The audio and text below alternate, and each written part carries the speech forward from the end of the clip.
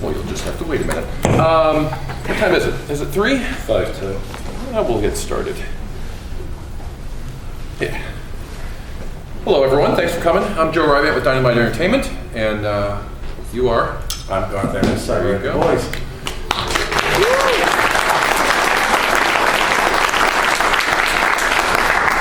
We're going to get to the boys here in a minute. I just wanted to run through a couple of things, and then we'll talk about the stuff that we're doing with Garth, the end of the boys, next battlefield, some other stuff, and of course we'll take your questions, so get those questions ready.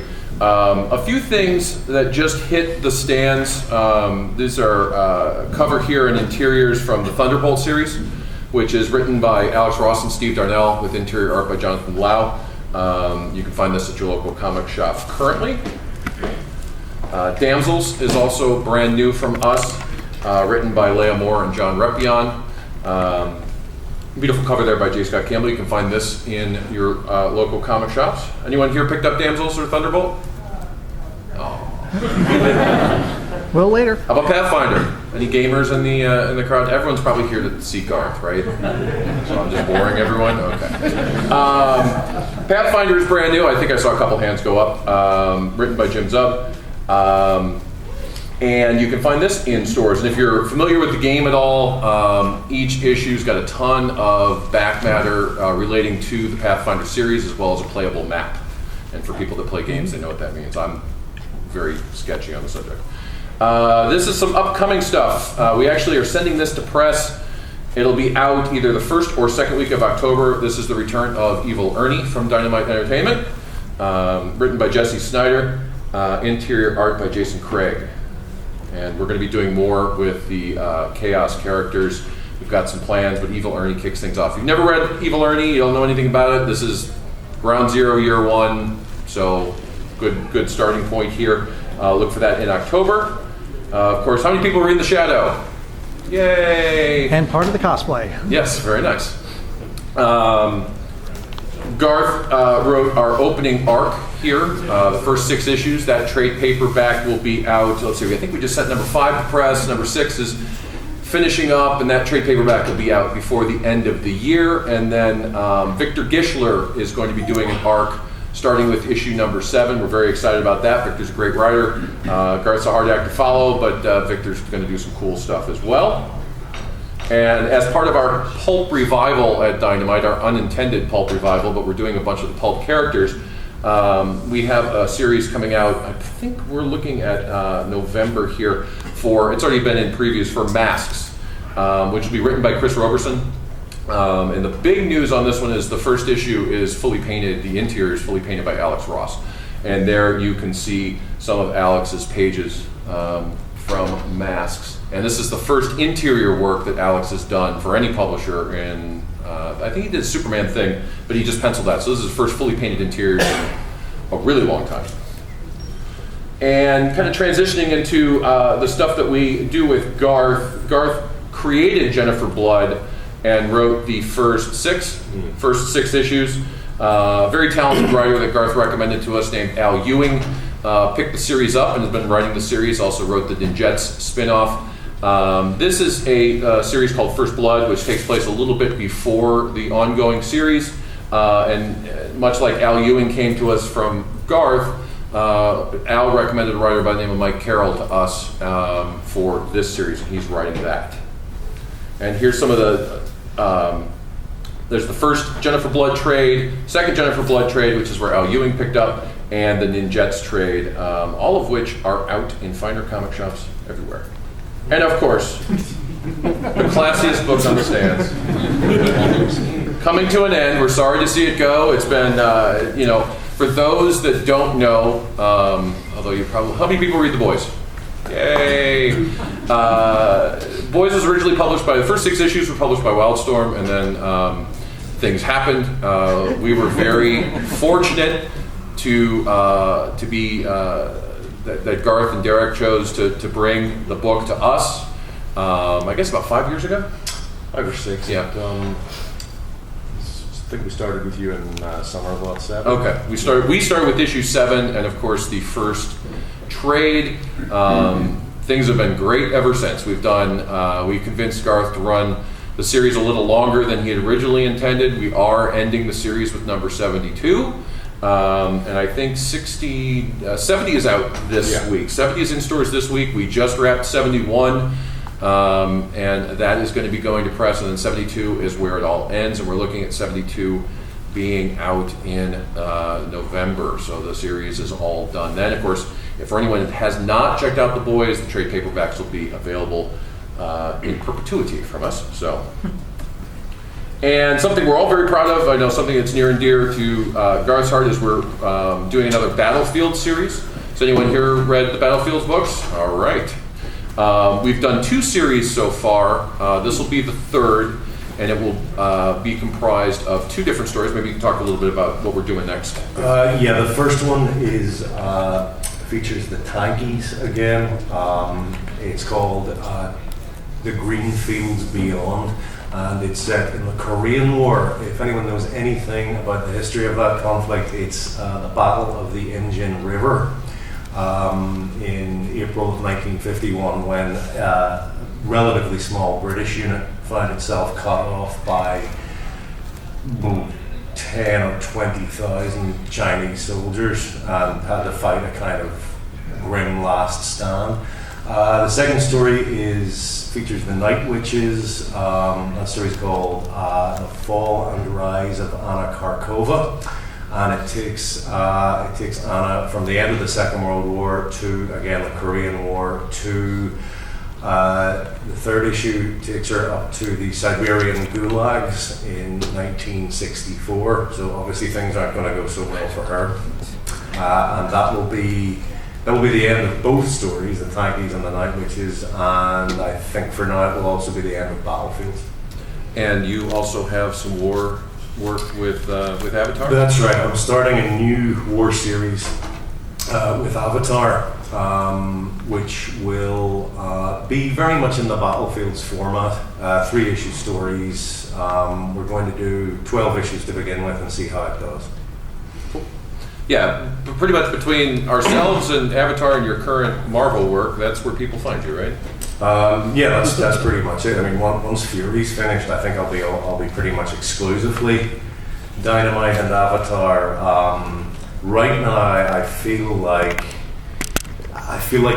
the industry's contracting a bit. I think things at the major companies are not as creator friendly as they were. And I really think the most sensible thing for anyone to do is to get as much creator-owned work into print as they can, and that's what I intend to do. And speaking of creator-owned, let's talk a little bit about the boys, and without spoiling anything. So we're done. How's it all feel? Feels pretty good. I mean, we had that initial upset at Wildstorm, but of course that worked out great because it got me away from DC. It got me working for you guys, which is better in every single way. It's meant the book can be what it was supposed to be all along.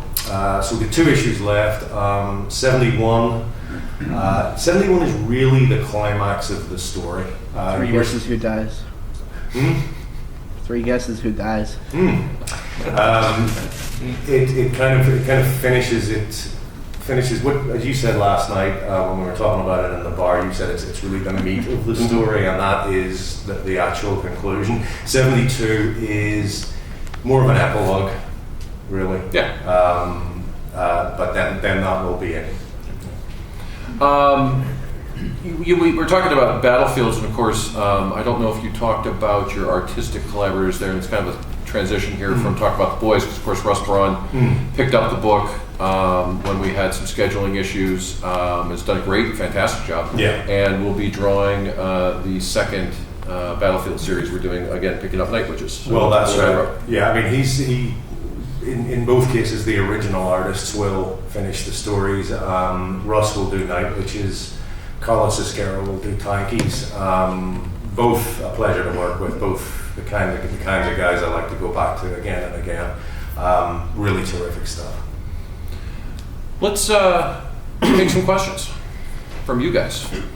I firsthand I enjoyed saw. Jason's Aaron wrap up of the Punisher Max storyline and bringing Nick Fury and such. I know you wrote, I love your Punisher at the end in the post-apocalyptic setting, but what did you feel about the way he wrote it? And would you have any other ideas for like a contemporary, finalizing a Frank Castle story? First of all, I like what Jason did. I was initially skeptical when I heard he was going to be using other Marvel characters like the Kingpin and Bullseye, but I thought it worked. As for killing him off, I think we've probably all killed the Punisher at one point or another. So I wouldn't really worry too much about, he's dead here, but he died here, that kind of thing.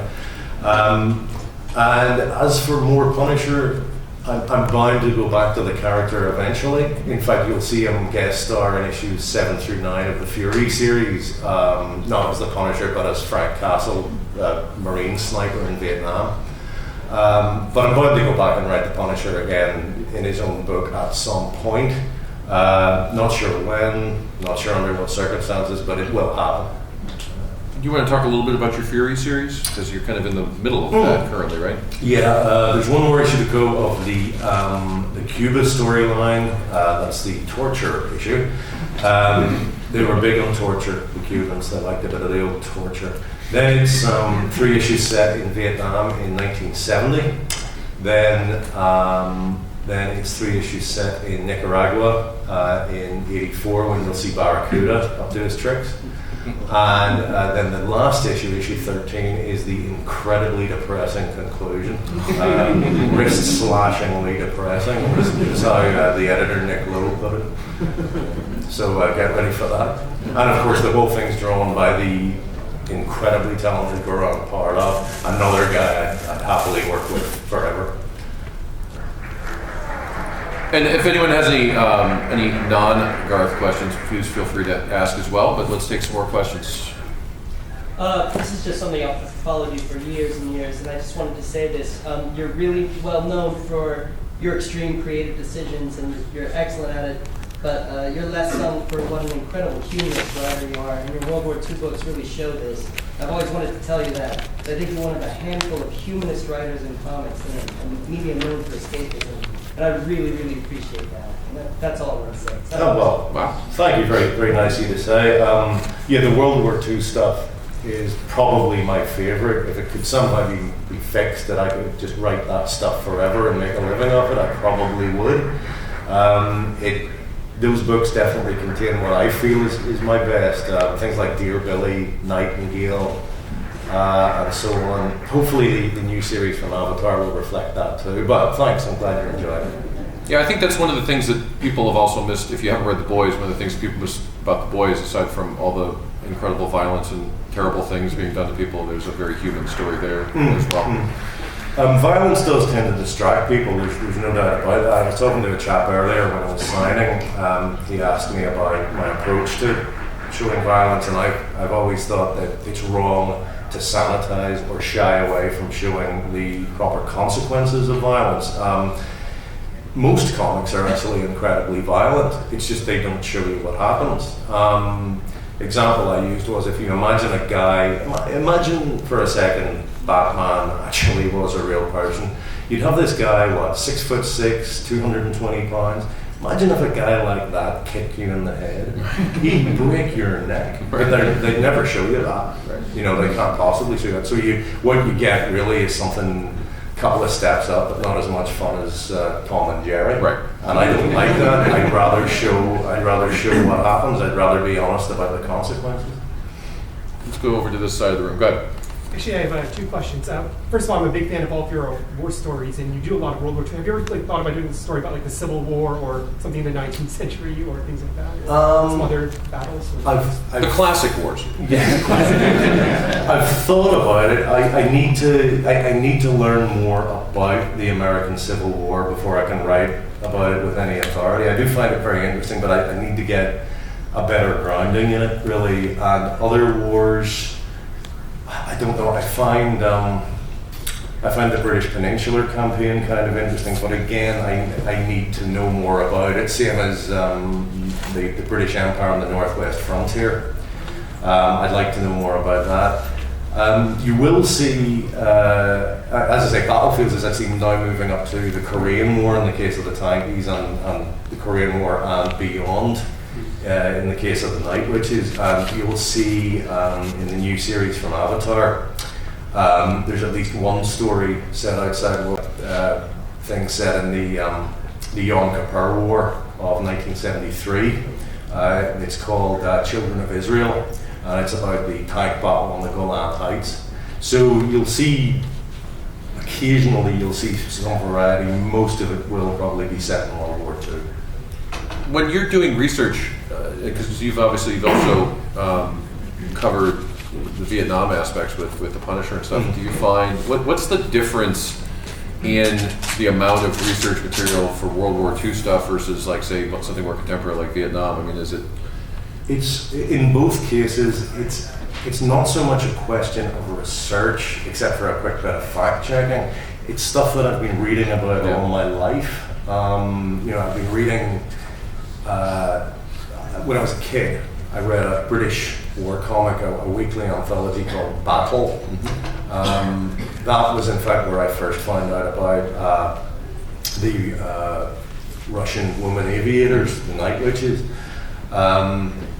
That comic sparked an interest in military history for me that I never really got rid of. And likewise, Vietnam, I started to read about Vietnam when I was 17 or 18. I think the interest was sparked by, there was that rash of movies that came out in the mid-80s. There was Platoon, Full Metal Jacket, Hamburger Hill. And at the same time, Marvel started putting a comic, The Nam. Anyone remember that? Doug Murray and Michael Gold. Beautiful art. And that kind of got me, at that period I started reading about Vietnam and the war there. And so really you're talking about, knowledge I already have rather than doing a great deal of research. Right. There's probably a lot more first-person account material from Vietnam, I would imagine, in World War II?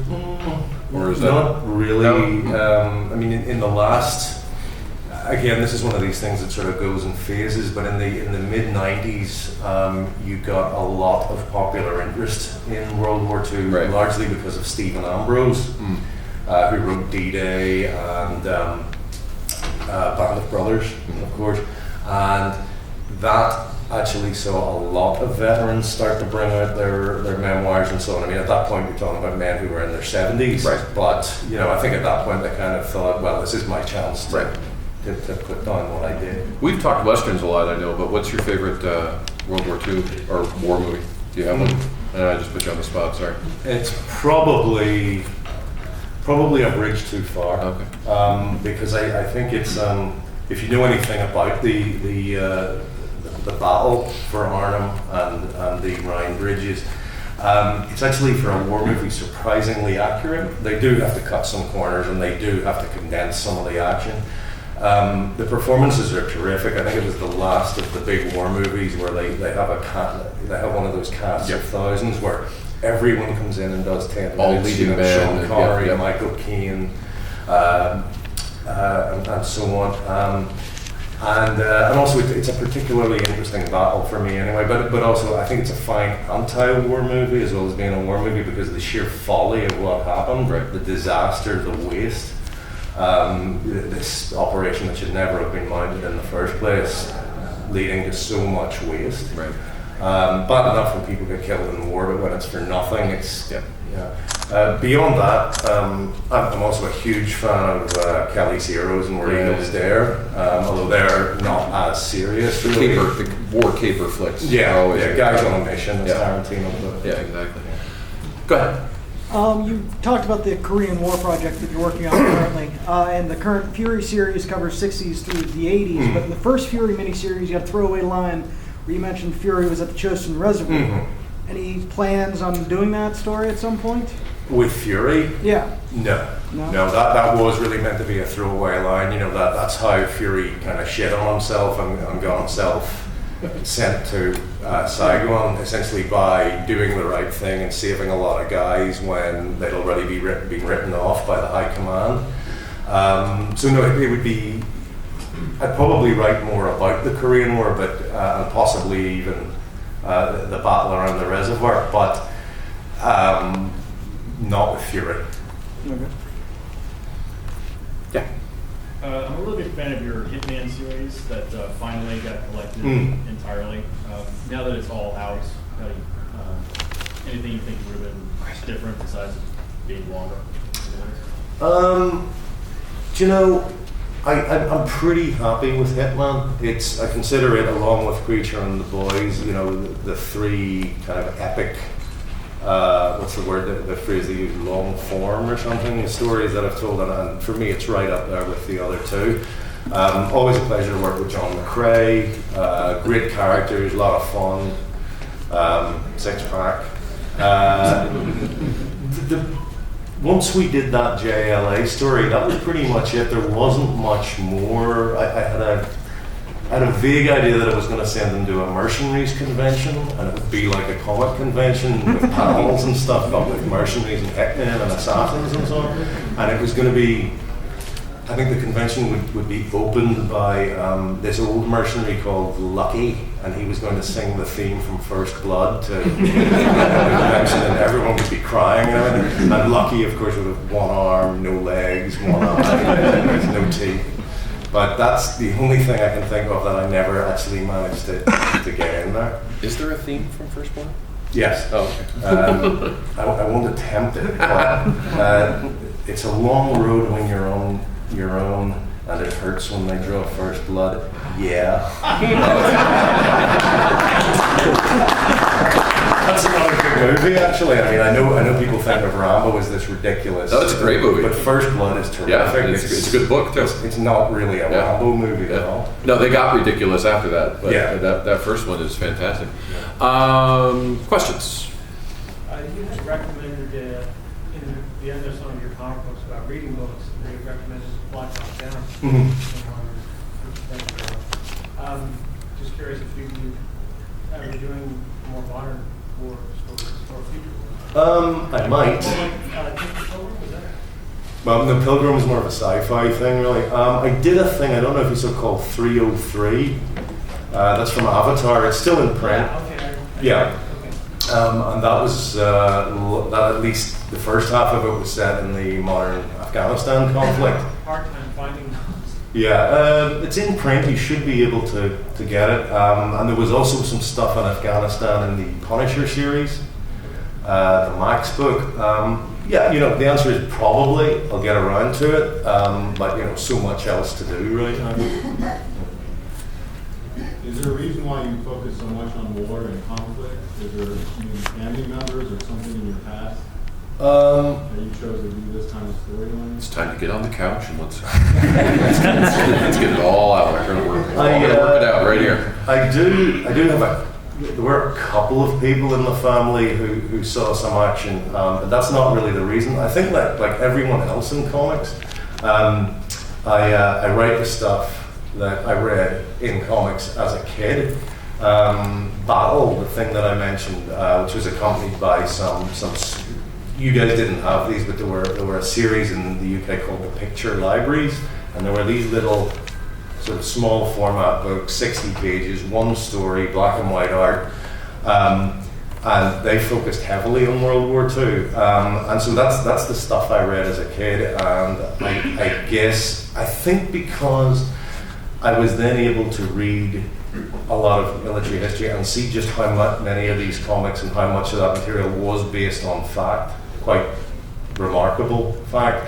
Whereas the other comic that I read, 2000 AD, was more of a science fiction thing, and much as I loved it, and still do love those stories, I didn't end up with any long-term interest in sci-fi because I guess it lacked that real component where you could, I could read a story in battle about, say, these Russian women pilots and then find out that was real, they did that, and so on. So it's really just like everyone else. I mean, except everyone else read superheroes, so now they want to write superheroes.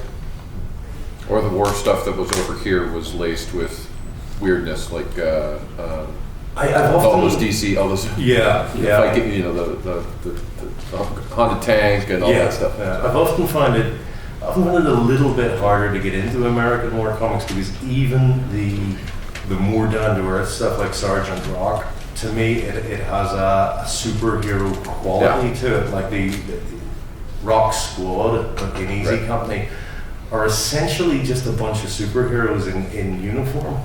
You know, they behave like that. They're it's very formulaic too. Yes, and everything usually seems to end in a fist fight too. You know, with the Germans, where like first they shoot each other and then they're punching each other. That didn't really happen.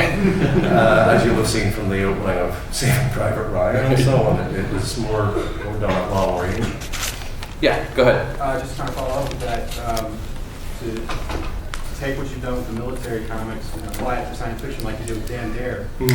I always felt that was a great idea, that you applied a sort of realistic military sort of strategy to a big hardcore science fiction setting. I was wondering if maybe that's something that you're interested in getting back into. I don't know. I do have plans for a sci-fi book with Avatar, but it's going to be more of a kind of a creepy horror story. I think that the Dan Dare story was probably influenced a bit by Battlestar Galactica, which was going on at the time, and which was, I thought, pretty much a military drama. I mean, you could almost have told the same story on Earth on an aircraft carrier leading a fleet and trying to escape some kind of enemy, you know, but it had a very heavy military component, and that's probably what influenced Dare. Would I do anything else like that? No real plans to. Well, you asked one. I was gonna. Go ahead.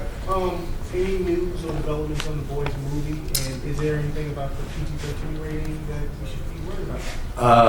I don't know anything about it, to be honest with you. I know that there's been a certain amount of, what do you call it, gossip over the past few years. You know, every month or so someone says there's a script finished, or there's been a meeting, or the Boys is at whatever. That kind of passes me by. I don't really have much interest in it unless it's real, and I can tell you that right now not much is real. Yeah, and if there's any gossip about ratings, you know, the ratings are like the last thing that happens. I mean, the movie's got to get made first, so Can you even say cunt in a PG-13 movie? I don't know if you can even say that here. Yeah.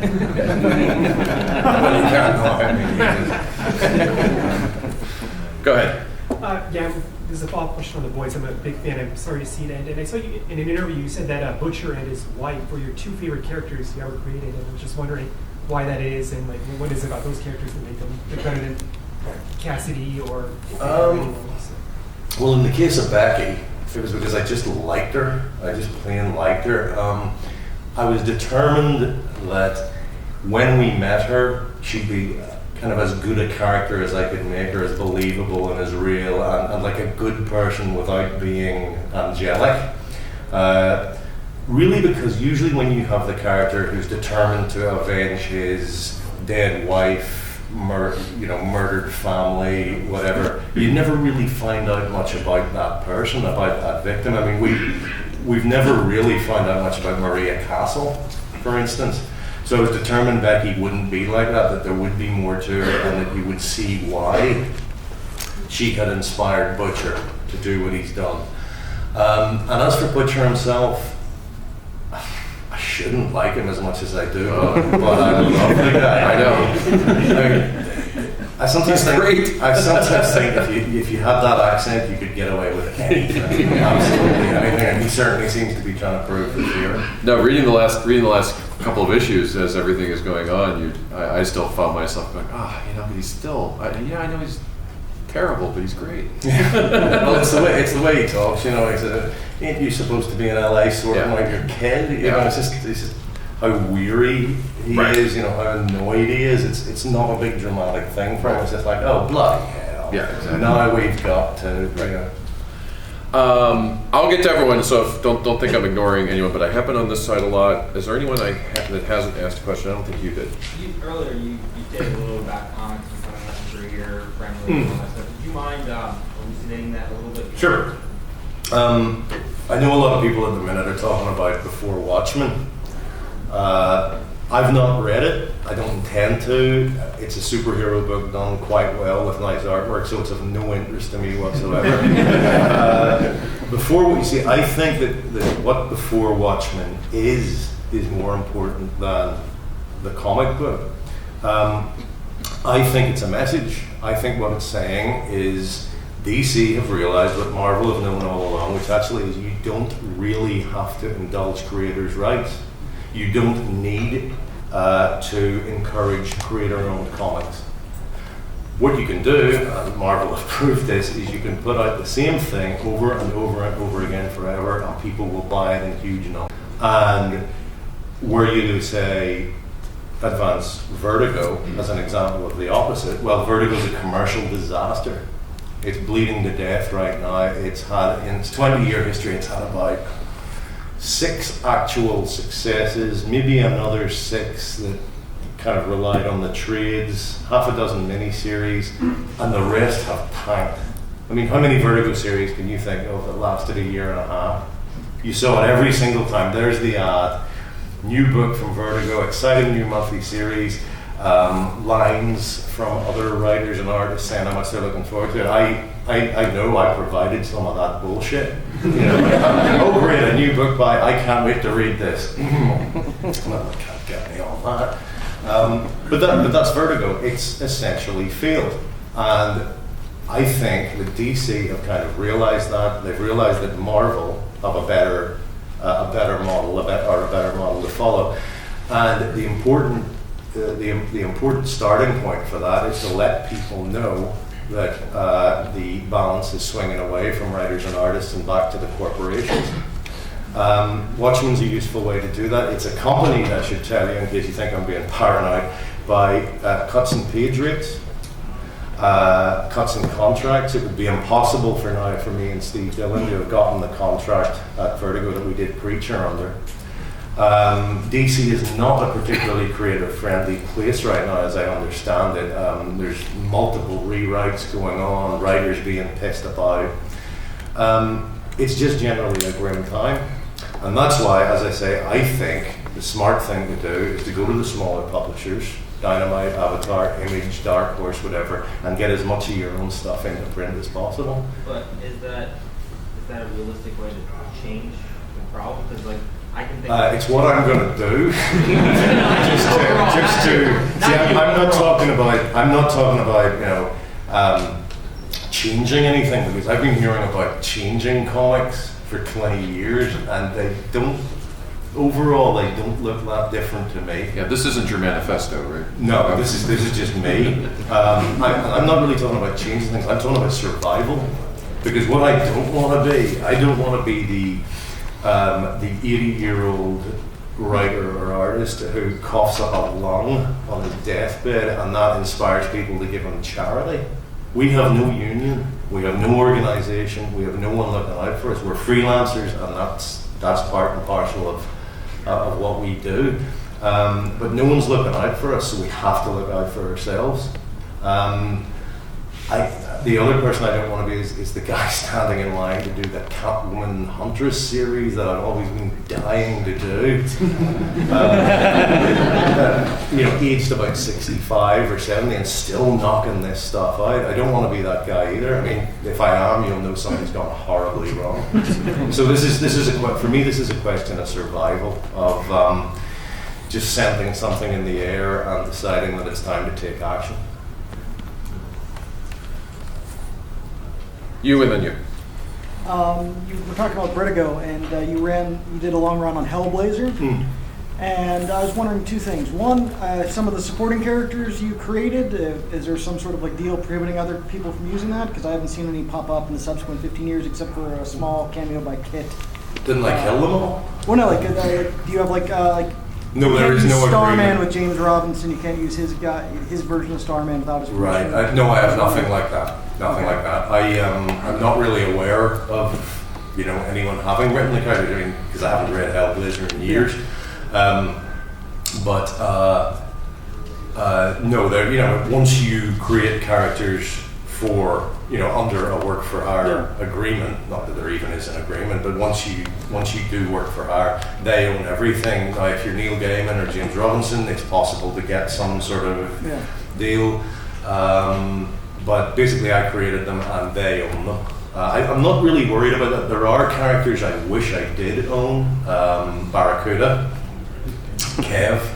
I'd love to keep Kev in print, but it's kind of, there's no real sales impetus for them to keep that one in print, so that I guess is just too bad. Oh, and of course Hitman. I wish I owned Hitman and all the characters that went along with it, but just too bad.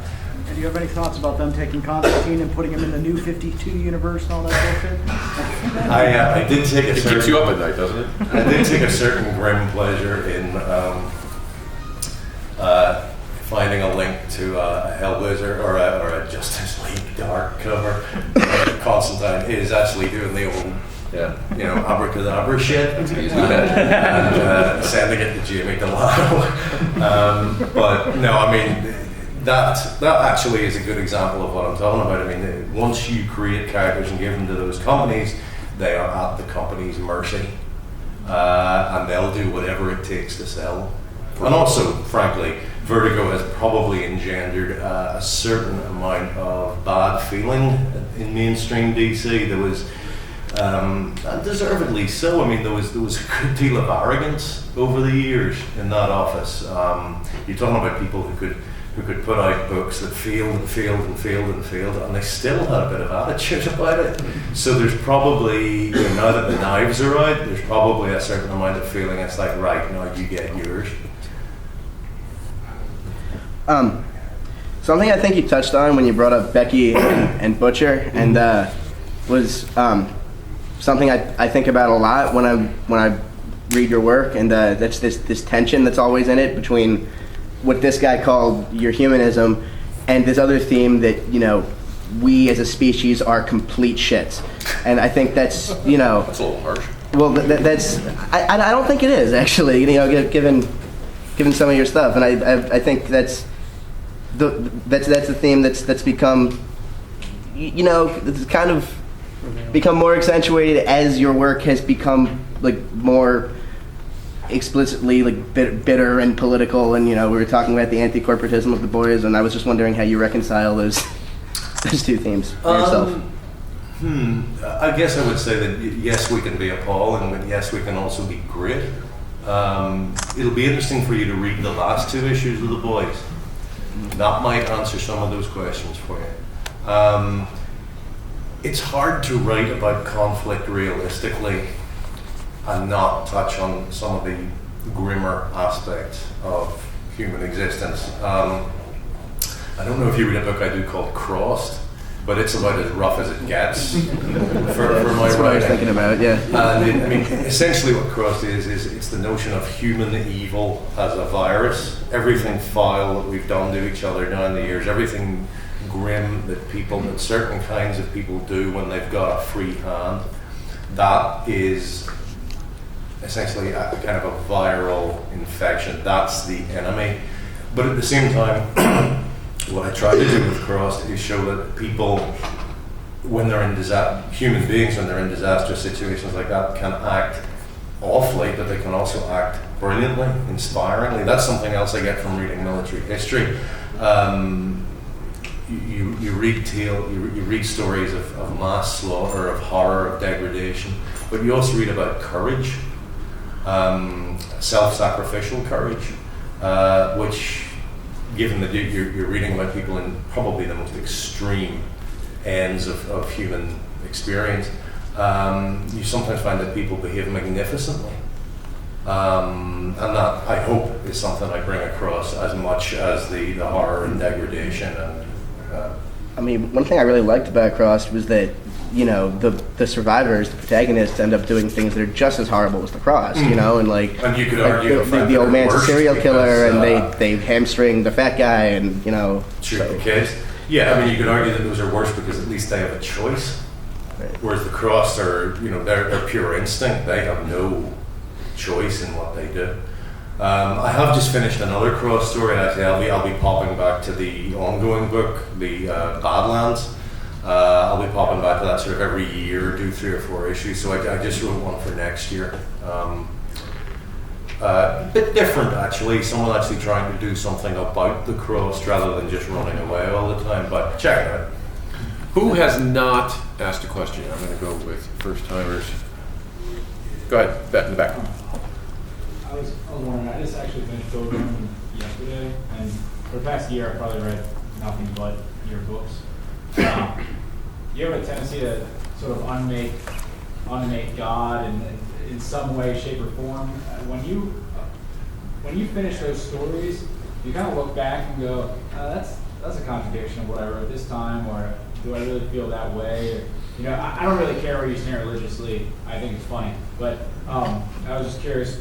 Do you kind of look back when you've done a book and think about the religious aspect of it, like where you know, one story you just literally destroy God or mock, and then another it's like this guy's serving him in a more traditional, well, not exactly traditional, but in a more well, if you look at Pilgrim, his faith in God is that of a lunatic. Yeah. I mean, he's a cannibal who finds God in prison and turns into a fanatic.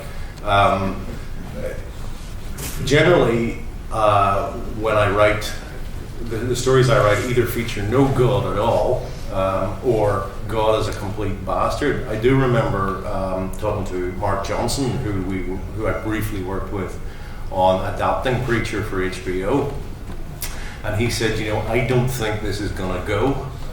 I think we've got a real problem here and we can't get around it, and it's this: no one's ever said this before. No one's ever said God exists, but he's a dick. And he said, you know, I think in the end that's what's going to kill us, and I think he was right. As for, you know, the wider sense of my work, I'm an atheist, more and more hardcore with each passing year, actually. So I tend to, as I say, write God either as a monster or I ignore him completely. I agree. Yeah. And as for Pilgrim, yeah, funny one, Pilgrim. I haven't really thought about it in a while. Pilgrim really started out because when I was a little kid, I saw a map of the ocean floor in National Geographic, and it's pretty amazing. Actually, you know, there are mountains down there bigger than Everest, that sort of stuff. And I thought, with Pilgrim, I thought, wouldn't it be cool if the ocean went away and we had this amazing landscape to play around with? Of course, what happens if you take the ocean away is you get a desert. You know, so shit. But I realized that a bit too late. In the back there.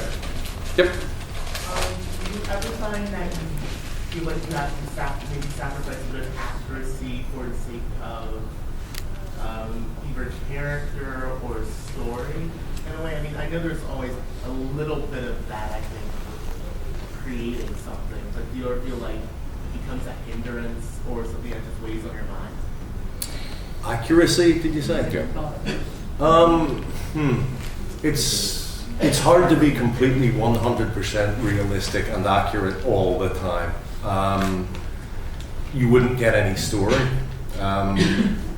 Read any real life account of any kind of venture, and you'll see the fickle finger of fate ruining everything again and again and again. For instance, I'll give you a realistic Batman story. He falls off a roof and breaks his neck. A realistic Punisher story. He lasts about a month, and then either the mob get him, or the cops get him, or he shoots the wrong person by accident and blows his own brains out, just from the guilt. Mm-hmm. Every story has some aspect that you have to allow it. You have to give it that little bit that really just allows the thing to work. My question is kind of the flip side of his question. Because one theme that I've noticed keep popping up in your work is the strong friendship between men. Mm-hmm. And we come back to Constantine and Chaz, Tommy and Nat the Hat, you know, Billy and Huey, Jesse and Cassidy, and I'm wondering back on the couch if that's something that you keep coming back to consciously, or if it just organically grows out of the story you're trying to tell. Probably the latter. I do find, and you'll see this next issue, the relationship between Butcher and Huey it's a complex one, but it's one that Butcher initiated for a specific reason, right? Which Huey is now realizing, and which you'll read more about next issue. But I think yes, it's just something that naturally develops. Dead center. Sorry, no. In the back. You. Yes. Okay. I was wondering how far in advance that you had like these arcs for the boys planned since you started writing it, because I guess as we see Butcher, you know, he just starts as this calculated guy who knows almost every move and this is like cool, but now he's kind of developed into the archetypical villain of like kind of has arrested development. You know, he has something in his life that happened, so he's has all this sort of for a brother. It was planned pretty much from the start, especially Butcher. The Boys actually I probably started it as one of the most fully formed stories I'd ever done. Preacher, I wasn't sure that Preacher was going to survive. There was no way of telling. I'd not done anything like it before. No one had really done anything like it before in comics. And when I approached it, I thought, well, I don't know if this is going to work, so I just started and hoped for the best. And then it kind of, over the first 2 years of writing the book, the story kind of filled itself in my head. But The Boys, I think because it had such a long period of gestation, most of it was kind of already all planned out. So what Butcher's doing now was planned from the get-go. In fact, it was one of the first things I thought of. One of the very first scenes I dreamed up was what happens to Jack from Jupiter when Butcher gets him with the knife. Little details have occurred as I've gone, but mostly The Boys has been very heavily planned from the beginning. Was there anything big that you planned in the middle of it? You're like, ooh, this is a good idea, and you kind of planned it in, or all the big stuff happened, I guess? Pretty much, I mean, the origins, for instance, were pretty much set in stone from the start.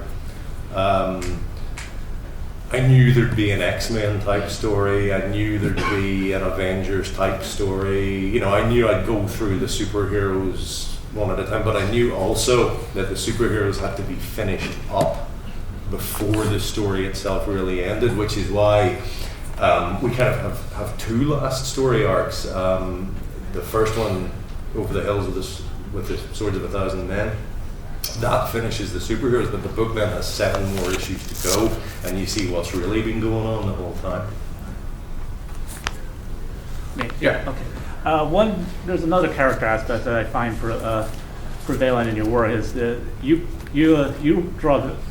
write very strong female characters in your works, and one aspect that I find interesting is that a lot of the women that you write like take the initiative in like forming relationships is oftentimes in most Western works that it's usually the man who takes the initiative in forming a relationship. I was just wondering what influences you to take it. I suppose it would probably start with, again, what I read as a kid. In British comics, you tended to get, certainly the ones I read, you did tend to get some pretty strong female characters. I mentioned the Night Witches, the Russian Aviators. I first read about them when I was 8 in a story called Johnny Red. Johnny Red was about a British fighter pilot who flew with a Russian squadron. One day, he almost collides with a biplane. He lands, he finds the pilot, goes charging up to them and goes, "Listen here, comrade," and that's as far as he gets because the pilot turns around and decks him, and it's a woman. Now that doesn't sound like much today in the early 21st century, but I can assure you reading it in 1978, I found it quite stunning. I didn't know that girls flew planes, never mind won fights with boys, but when I read about it later, it turned out that yes, they did. So for me, being introduced to characters like that at a very early age, I think, set me on the road to putting characters like that in my own work.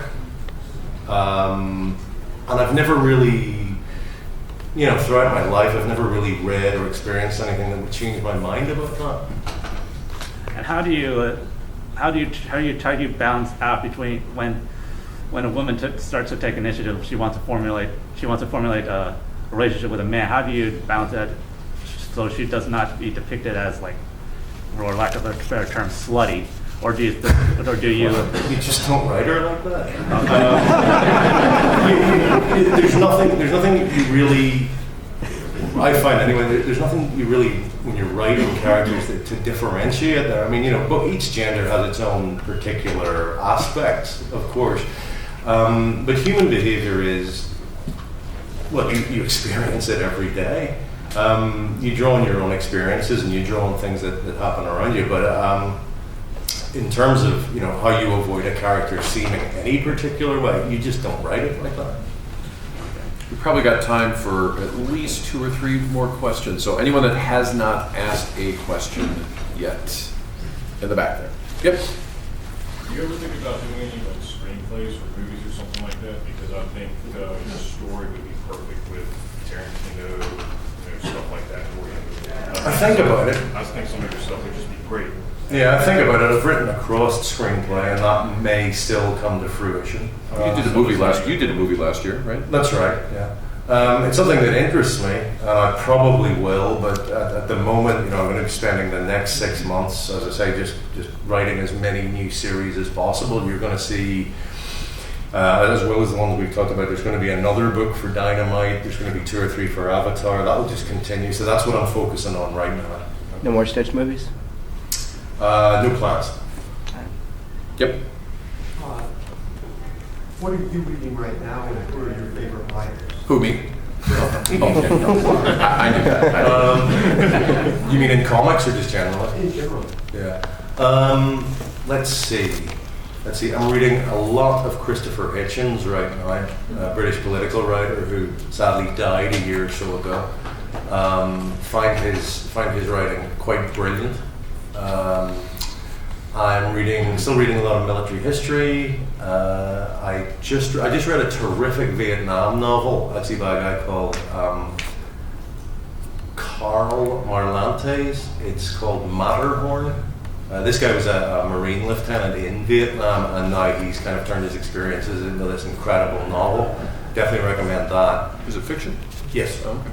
And I also just read, I'm a bit of a fan of Irvin Welsh, and I just read the prequel to Trainspotting, Skag Boys, which if you like his stuff, I would recommend. He's really on form in this one. And beyond that, I follow Joe Lansdale pretty heavily. A British writer called Derek Robinson, I'm very fond of. He wrote probably my favorite novel, Piece of Cake. And in comics, not much I'm reading right now. I like Brian Vaughan's book, Saga, and I'm reading Scalped. And I still read Judge Dredd in 2000 AD, and that's about it. You looking forward to that Dredd movie? That should be alright. Hi, Mr. Ennis. Now that the Boys is coming to an end, I'm sorry I got here a little bit late, but to me it's the preeminent post 9/11 superhero story. It seems to me, and I'm wondering how your own thinking about 9/11 and our reaction to it has maybe evolved over the last 10 years, if it has. The book I was writing at the time was The Punisher, and I think if that day changed anything about my writing, it was that I wanted to start being a little more serious about the depiction of conflict and violence. The first Punisher series I wrote was kind of a cartoon in a way. I mean, it had serious aspects, but largely it was whiz-bang wallop. The second series I did, the Max book, which I far prefer, I think was a much more serious treatment of how the world is when it's at its darkest. As for The Boys, yes, the 9/11 episode is a key component in the plot. It's where everything goes hideously, horribly wrong. It's also a demonstration of what would happen if you had untrained, superpowered people in the real world attempting to have an effect on it. It would be a disaster. Beyond that, I suppose, with things like 303 and so on, I've maybe indulged a little too much in the conspiracy aspects of 9/11. Although even in 303, it's fairly vague. I happen not to believe any of those 9/11 conspiracies, but then I'm not a big believer in conspiracy theory anyway. I wrote a very interesting book called Voodoo Histories by an English writer whose name escapes me. But it was very interesting. It was a history of conspiracy theory down the ages, starting with the Protocols of Zion, working through Stalin's show trials, up to things like the Kennedy assassination. And he was very interesting because not only did he debunk a lot of this stuff, but he also looked at the psychology of people who come up with conspiracy theories. You know, perfectly rational, sane people who believe Neil Armstrong never walked on the moon and it was all done in a studio. Anyone who looks at history, looks at politics, studies government, can tell you that there's very, very rarely, if ever, been any kind of authority figures who have the intelligence to pull this stuff off. Or keep it quiet. Or keep it quiet. That's it. There's a perfectly good example. If 9/11 was an inside job, I'm extrapolating a bit here, but if it was an inside job and the idea was to create some sort of climate of terror in which the US could then invade foreign countries at will, why didn't this same shadowy government then fake WMDs in Iraq? Because I mean, if you can, let's see, take down skyscrapers. I heard one where there was actually missiles that hit the World Trade Center with holograms of planes around. if you can do stuff like this, why not just take a couple of SS-20 launchers, scatter them with chemical residue, put bodies in Republican Guard uniforms, and call the press in just in time to see the Navy SEALs getting back on their helicopter? Perfect, WMDs. But they never did it. They never did it for the same reason that they didn't do 9/11 either. It just didn't happen. But I was actually more interested in, rather than conspiracy theories, the stuff that we actually did to in reaction to 9/11, like Guantanamo or the black sites or waterboarding, those sorts of things that kind of are more indicative about. Well, there's no question that a climate of terror was created, not deliberately, I believe, but a lot of people overreacted and started doing some pretty grim things. There was a period, I thought, around 2003, 2004, where briefly America started to feel less like America, but I feel that we then came out of that. The butcher apparently doesn't. Well, Butcher has his own agenda. I think we got time for two more. Anyone that has not asked a question, I saw your hand. Did you ask a question before? Yeah, I just wanted to. Anyone that has in the back? Sorry if this was mentioned earlier, I walked about a minute after it started, but I've really enjoyed your run on the Shadow. And I was kind of wondering what happened with that, because I just read that someone else was taking over. I was just wondering what happened there, because it was a really good run for it. Garth had, well, he's here, but we'd only ever talked about him doing one story to start. Okay. Yeah, I was only going to do 6. I mean, the door's open if he ever wants to do more. Yeah, I mean, if I wanted to go back, I would. I did find that, I was a bit surprised by this actually. I didn't find the Shadow as interesting a character to write as I'd hoped. He himself is not that interesting. I've compared him before to a walking gun. Once he shows up, only one thing's going to happen. Lamont Cranston is the interesting character. Partly because he's such a splendid shit, and partly because he's also the planner, he's the thinker, he's the one that effectively gets the Shadow into position to do what has to be done, but the schemes and plots and plans are his. Thank you. Take one more? Anyone? Really? No? All right, there we go. Any plans for another long-term ongoing series maybe the next year or two? None right now. I remember when Preacher ended, and then heck, I didn't think I would do another one, but one run on The Punisher and The Boys later, turns out I was wrong about that. So nothing planned, but it's possible. I mean, technically this war book from Avatar will be ongoing, but that's going to be self-contained 3-issue stories. And also, we want to test the water. You know, we'll do 12, and if it looks like it's going to survive, we'll do more. All right, everyone. Thank you very much for coming out. And from the publisher side of things, thanks to Garth.